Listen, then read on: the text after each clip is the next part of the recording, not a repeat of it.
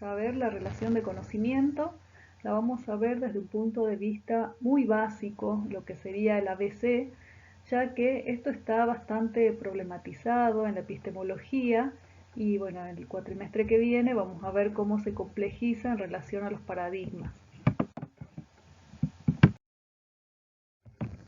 Como actores, uno de los actores en esta relación de conocimiento, vamos a ver al sujeto cognoscente. Un sujeto cognoscente es una persona, en este caso la investigadora o investigador, ¿sí? Que es quien tiene la decisión, la voluntad de conocer. En este caso, como hablamos de conocimiento científico, vamos a hablar de un sujeto cognoscente que posee conocimientos previos, conocimientos teóricos previos, ha desarrollado un marco teórico, cuenta con herramientas teóricas y metodológicas porque se ha propuesto una estrategia de investigación.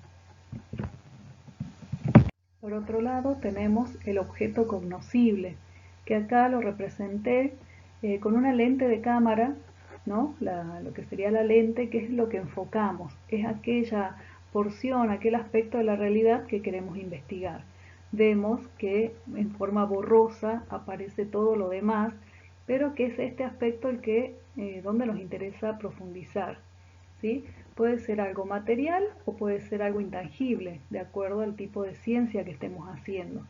Si alguien que se ocupa de las ciencias naturales y que está realizando el estudio sobre algún tipo de objeto tangible, puede verlo, percibirlo a través de sus sentidos. En el caso de estar en un tipo de ciencia formal, como la matemática o la lógica, ese objeto está en su mente. Y en el caso de las ciencias sociales, bueno, sabemos que la sociedad está formada por una serie de símbolos también, entonces esto también va complejizando.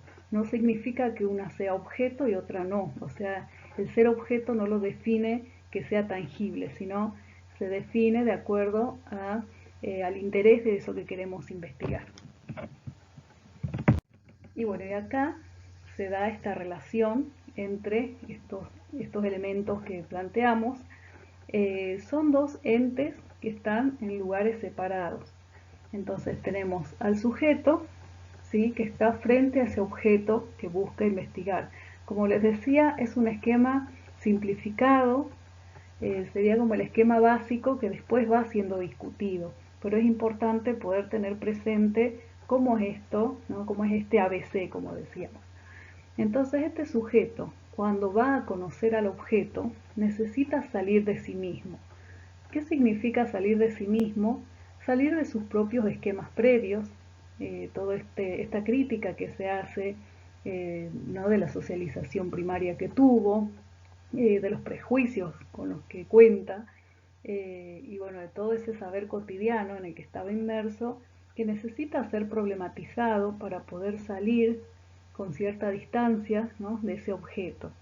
Ese objeto está fuera de ese sujeto, ¿sí?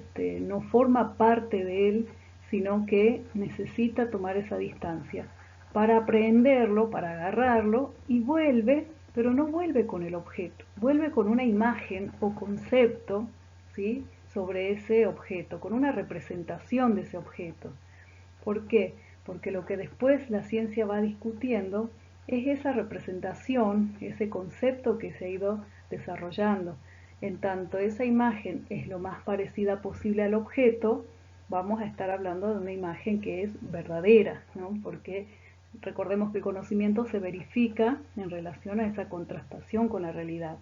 Pero puede venir otro sujeto cognoscente y obtener una imagen más cercana que explica mejor o de una forma más simple ese objeto, y como sabemos que la ciencia es provisoria, que es perfectible, esa segunda imagen será la que se va a imponer sobre la primera por ser más clara, ¿sí?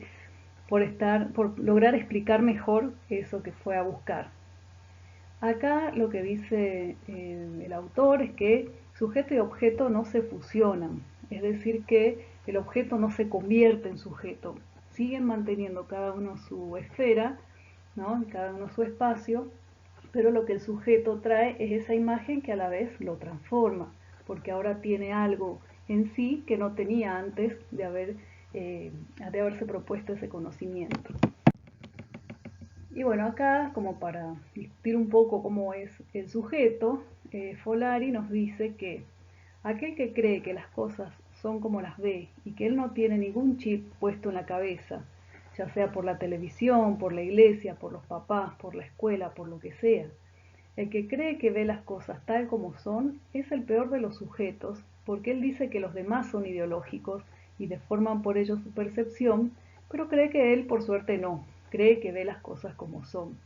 Digamos, esto se refiere a un sujeto que no ha salido de sí mismo, que piensa que, bueno, yo estoy viendo lo real, acá yo veo las cosas como son. Bueno, ¿quién te dijo que las cosas son como son y que no están, digamos, rodeadas de otros preconceptos? Entonces siempre es necesaria esa autocrítica, ¿sí? Ese ponernos en cuestionamiento para poder mirar mejor.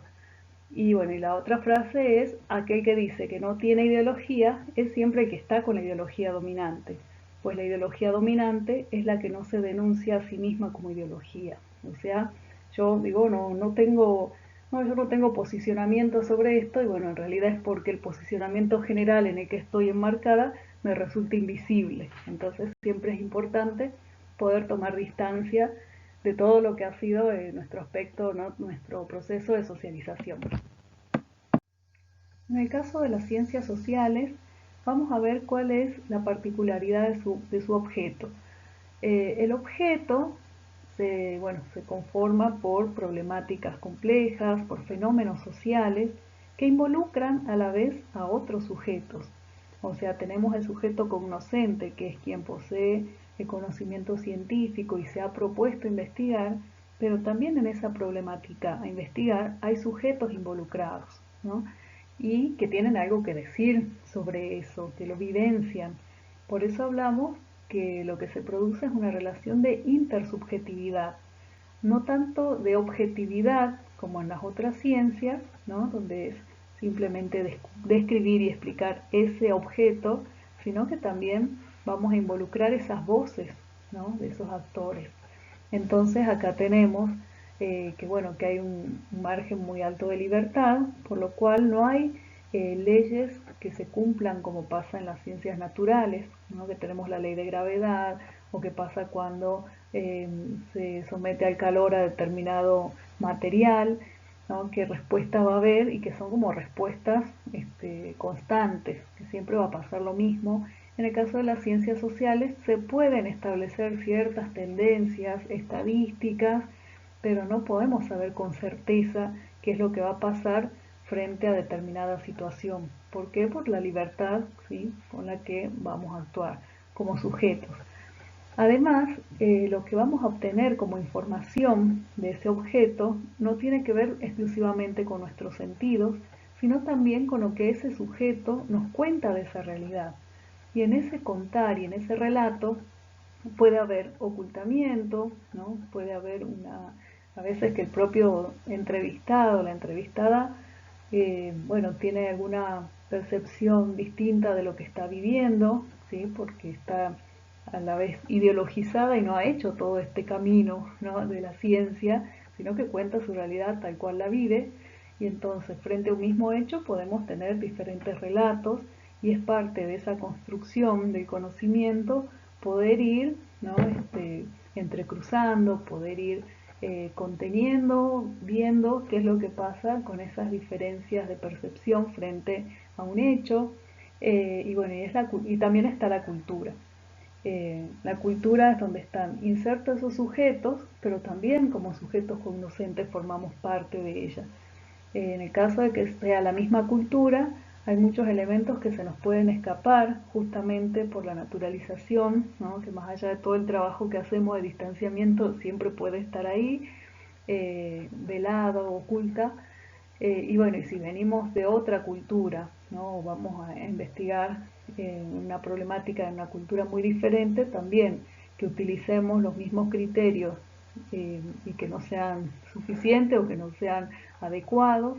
Y entonces lo cultural también juega como un elemento más de complejidad. Igual, por ahora dejamos acá. La idea es que en el segundo cuatrimestre sigamos viendo Esto de sujeto, objeto va a ser permanentemente tomado en la materia, así que es importante que al menos en estos aspectos básicos ya tengamos muy bien la información y que tengamos seguridad.